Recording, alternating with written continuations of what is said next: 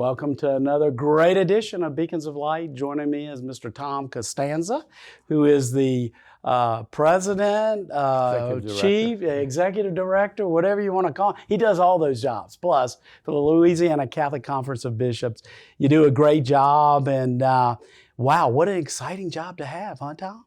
Yeah, I'm very grateful, Michael, and to be able to serve, in this capacity. And I think I'm fortunate to work with all the bishops in each diocese and get to know each diocese different issues they have.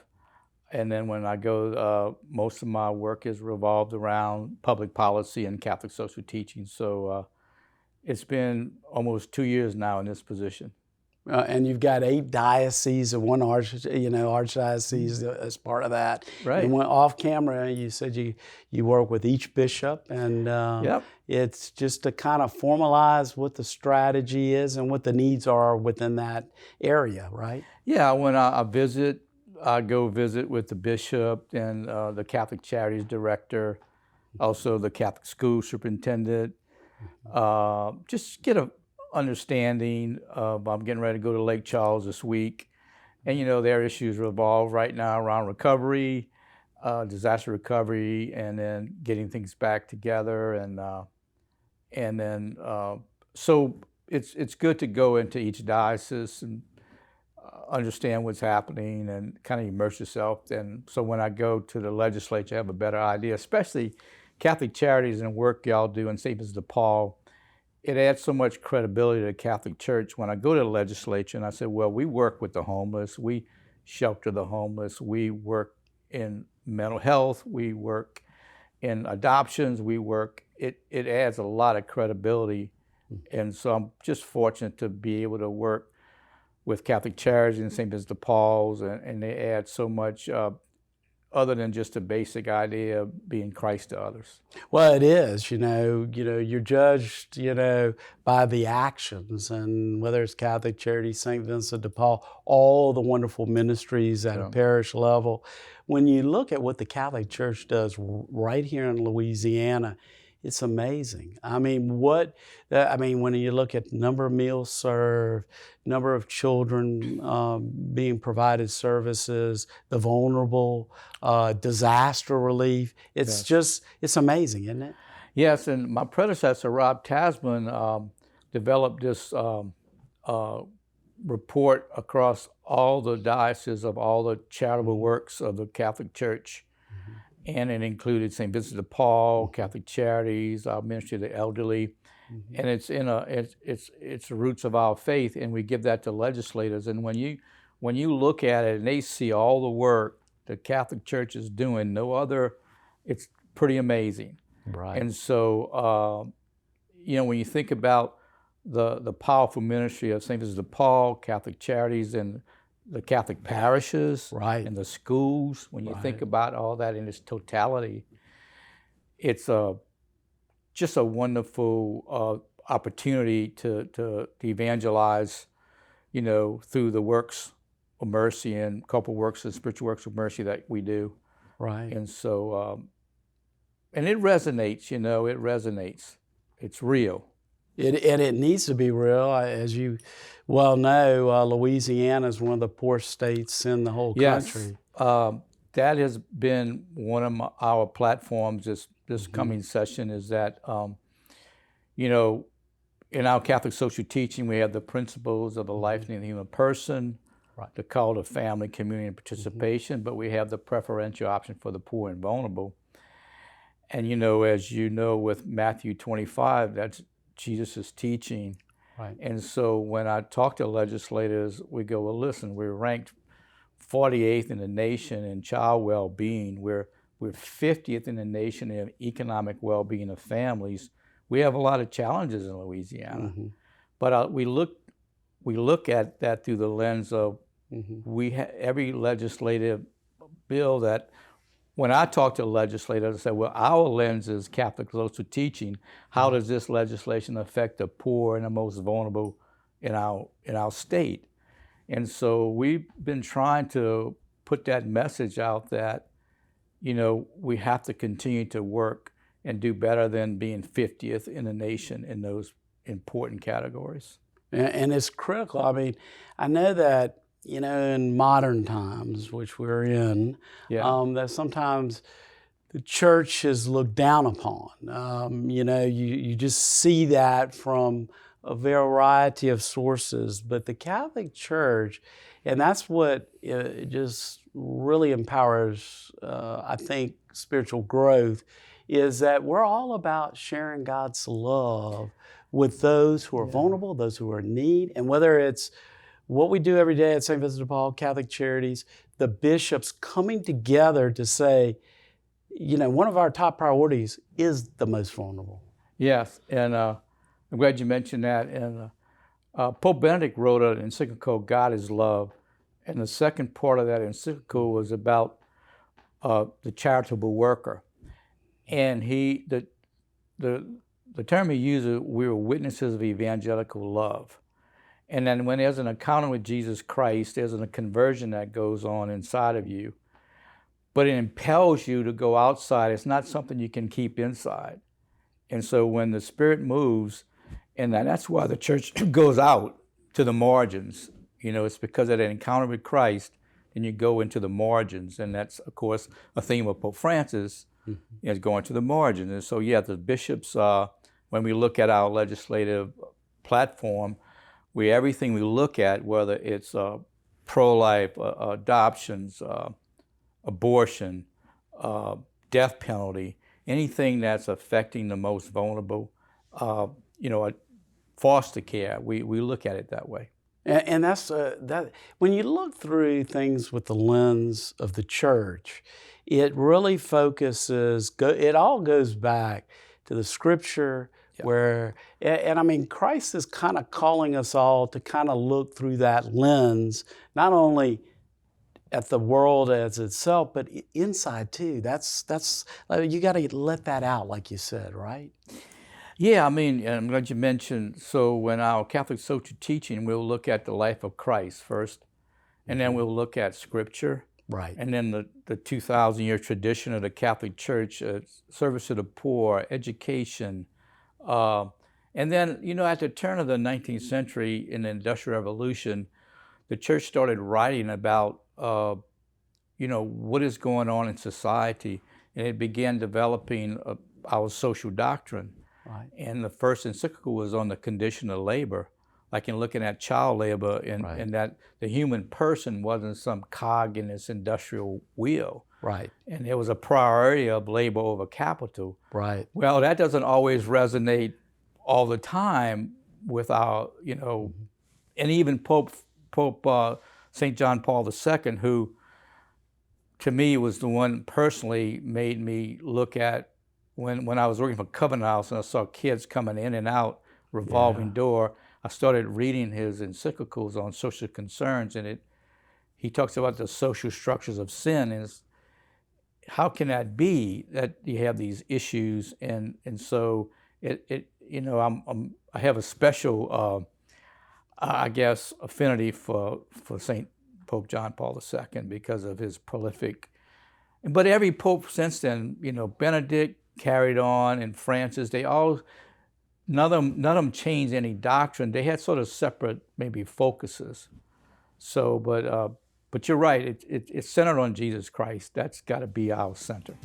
No doubt about it. And when we come back, we're going to talk about the importance of focusing on Christ and sharing His love with those who are so vulnerable. For over 20 years, the St. Vincent de Paul Community Pharmacy has served our area. We provide prescription medicines for those who have nowhere to turn for this most basic healthcare need. Please, if you need your medicine or you know a family member that needs their medicine, contact us. Kay, how can they get in touch? 383-7450. Give us a call today and spread the word so that we can ensure no one goes without their prescription medication. Welcome back. We're talking with Tom Costanza, Louisiana Catholic Conference of Bishops, and we were talking off camera a little bit about, what has opened you up? Catholic Charities, the Louisiana Catholic Conference. And I mean, what's been part of your spiritual journey that's kind of continued to help you grow? Well, I often think of my parents, and, my dad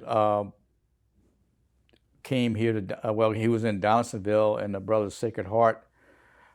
His father died when he was like 16. He had to take care of the family. So the Brothers Sacred Heart let him go to Donaldsonville for 3 days a week to school, and then run his pop route in Napoleonville the other 2 days.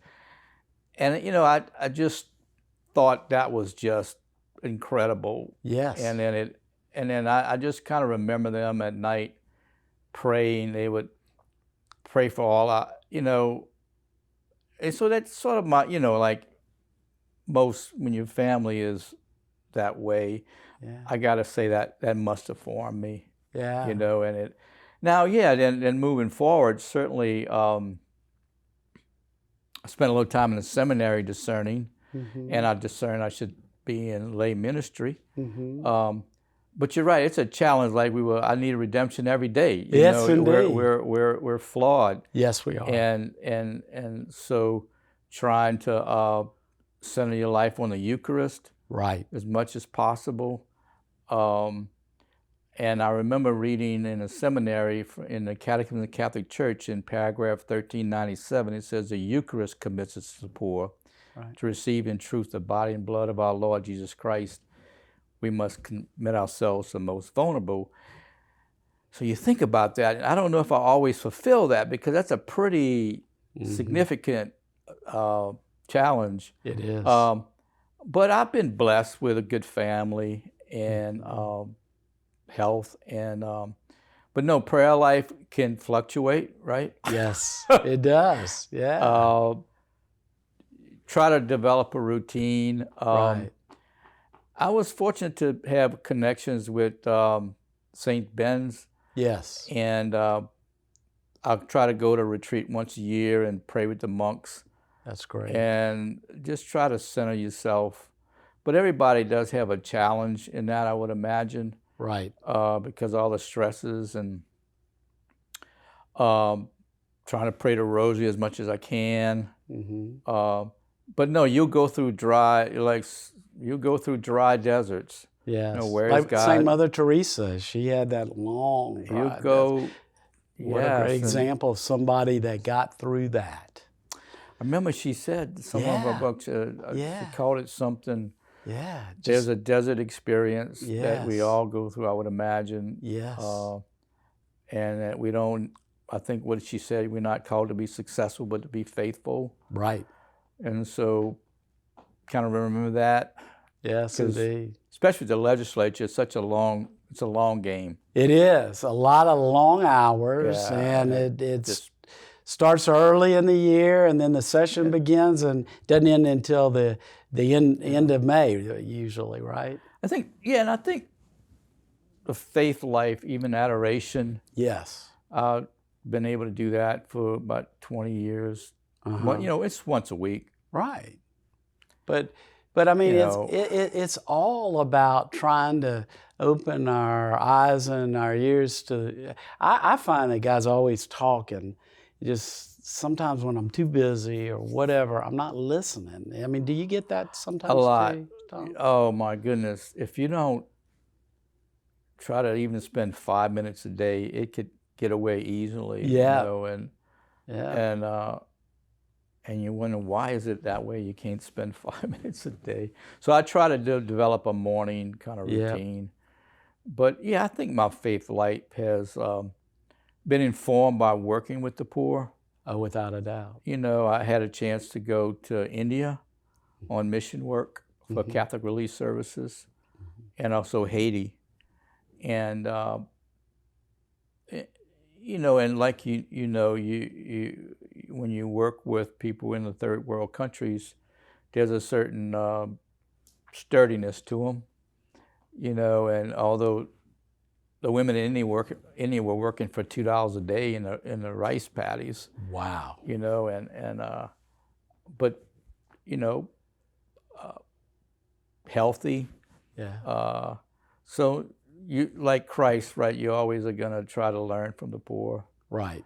And but the poor come in. It could be your family that's maybe going through something. Could be Right. your friends, and Right. it's always a challenge as well, right? Right. Oh, it Yeah. is. I mean, I think that, positions somebody like yourself when you're dealing with the bishops, you're dealing with the legislature. It puts you're connecting the bishops with the legislature. You're letting them know all the good work that the bishops and the diocese is doing. I mean, although I think we're supposed to do our good works in silent, it's important that people know what the good works are.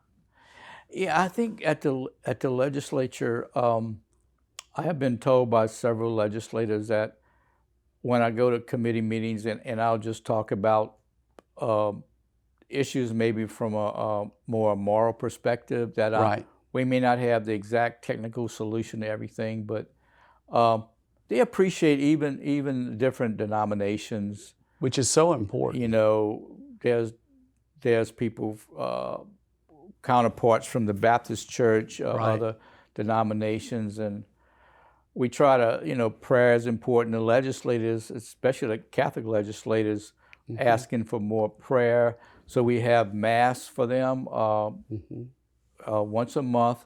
Yes. We'll go to the cathedral, and the legislators will come. We invite everybody. And Of course. the staff. Yes. The staff. Yes. And they do have Bible studies at the legislature. So we have a Catholic Mass at St. Joseph Cathedral for them. They're asking for maybe pray the Rosary. So it is when you get to know them one to one. It's like trying to encounter that as a human person. Right. Yes, indeed. So they have their political hat they have to wear, but all good people trying to do good things, and we're working in a way that tries to build on God's kingdom and to really reflect what Christ is calling us to do. That's what, I told you I wouldn't bring this up on camera, but you've got like 6 degrees, MBA, MSW, a theology degree. All of that, I think, is so critical because, your job is really communicating for the bishops on those priorities of the most vulnerable, the priorities of Catholic social teaching, the priorities that the church really do make an impact with other denominations, trying to pull people together in a world that wants to kind of tear them apart. Yeah, that's the goal. I think what we tried to do, and bishops asked me to do, is meet one-to-one with legislators, like in their districts, and get to know them. It actually is part of our faith-based organizing strategy too, is kind of understand where that legislator, as a person first, who they are, and then what their different strengths are, what policy areas they enjoy, and even sometimes when we won't agree all the time, at least there's this relationship that we understand. Right. And then we try to have civil dialogue, which is so important right now. Oh, no doubt. And the bishops have a program called Civilize It, meaning when we engaging in political dialogue to listen. Right. And that you could be wrong. Think about it. Yes. But then get your facts straight. Right. Don't be making assumptions and not being and then try to find the common ground. And if you can't, do it in a dignified way. And so I think hopefully that's what following the footsteps of Rob Tasman, who did a wonderful job, is trying to make sure that when we engage in dialogue with legislators, that it's respectful. Right. That we have nothing to be ashamed of in the Catholic Church. We have incredible services we do, that we offer this as insights, and that Archbishop Hughes would tell me, you're there to prick their conscience. Yes, indeed. Yes, indeed. I said, okay, I'll try. Yes, indeed. Well, I think we're all called to grow, and we're all called to grow in such a way that's unifying. Yeah. Not, they're going to, like you said so well, there's some things that everything's going to be in agreement on, other points that may not, but ultimately what the church tries to do is bring people together and unify, right? Yeah, and we're so fortunate in the Catholic Church to have our Catholic social teaching. Yes. It's like when you look at something, you could say, well, okay, it's how does it affect the life of the human person? How does it affect the family? How does it affect the poor? How does it affect the environment? Right. We have so much to kind of use to then say, okay, this is how we think about this particular issue or legislation and why. Right. And, I think everybody understands if you come from a position of why and, understanding what principles we used. Right. And then I've told several, they said, well, I just don't agree with that. I said, okay.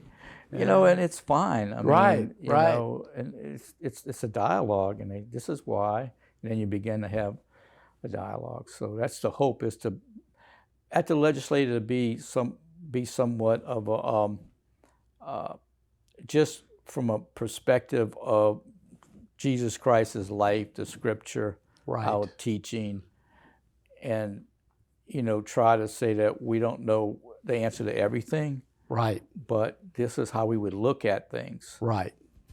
Well, when we come back, we're going to talk a little bit about the importance of dialoguing in such a way that follows God's love and the principle of Catholic social teaching when we come back. The Society of St. Vincent de Paul's first cookbook, Taste and See, is the gift which helps share the goodness of the Lord with those most in need. Featuring recipes from Chef John Foles, each chapter begins with a short story about one of our special work programs. To order your copy of Taste and See, please call the Society or visit our website. Help multiply blessings for the neediest in our community. The clock is always running on Beacons of Light, and joining me is Tom Costanza with the Catholic Conference of Bishops here in Louisiana, and we're talking about faithful citizenship and all the great things that the church does. Talk a little bit about what y'all do annually there at the legislature. Yeah, so the session's coming up, and every year we would bills start to come in, and we try to put them in the 7 principles of Catholic social teaching. So, of course, the life and the human person is our fundamental principle, that a person was created in the image of God. We believe life is sacred from conception to natural death. So, this current legislation, we have issues with human trafficking. We're trying to improve the services of women who have been trafficked. Last year, we passed some legislation to decriminalize it. Now we want to do more services for women in that area. We want to improve services since Roe v. Wade's been overturned, so women can have healthy children and have their babies. So the church is present, and the bishops have a program called Walking with Moms in Need. That's a nationwide program that's doing very well here in the Catholic Diocese of Baton Rouge, I might say, and with Russell, the deacon there. And then the death penalty, we're going to try to continue to overturn the death penalty. We believe life is sacred, no matter what person has done. So, and then in terms of the family, we're looking at improving adoptions, foster care system, and the child welfare system. We want to continue to make sure children don't fall through the cracks. There is a fentanyl issue, as you might know. So we're working closely with the department. And then poverty is a real issue for us. We're working with the department on working with families around what they call social determinants. Do they have access to health care, food, housing, mental health services? that help a person move out of poverty. Now, you know, the criminal justice reforms, we made a lot of progress the last 5 years. We have seen personal stories of men and women's lives changed when they come out of prison. Catholic Charities in Baton Rouge has a strong prison ministry program. We benefited from the reforms. We have reentry programs that our recidivism rate is very, very low because there's that personal encounter with a person come out of prison. So we want to maintain those reforms.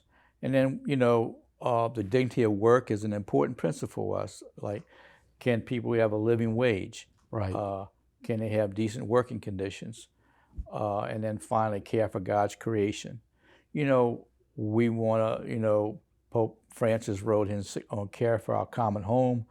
So we want to look at the environment, and that's a gift to us. Right. We have to be good stewards of it. So what does that mean? So we made some good progress this past session on improving water quality in maybe some of these rural areas. And so we got to continue to work on making sure our air is quality air. And then we have, of course, in our coastal areas, you have coastal erosion, the land is subsiding, there's sea level rises. So, you know, the environment, especially and then disaster recovery. Oh, yes. How can we improve the speed of recovery? So those are sort of issues that we're going to be looking at this coming session.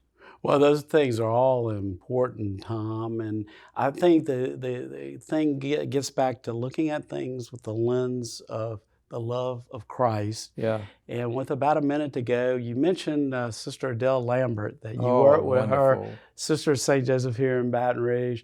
Why is the church and the religious so very important with about a minute to go? Especially women religious. The religious communities, in terms of their just authentic love of Christ, has formed, Sister Adele especially, and Sister Anthony, Sister Marjorie Hebert, just blessed with women of integrity and justice, and sort of tempers our outreach, and I learn from them a lot. And you know that the life of Christ is alive in them. What great examples for us all to follow. Yeah. And Tom, I want to thank you for all you do for the Louisiana Catholic Conference of Bishops. I know you've got 8 really wonderful bosses that you answer to, 7 bishops and an archbishop. And thank you for what you do. And really want to encourage everyone to know what the Louisiana Catholic Conference Bishops is doing, all of their good work. And then also St. Vincent de Paul. You can find us on the internet. We'll look forward to seeing you again on Beacons of Light next week.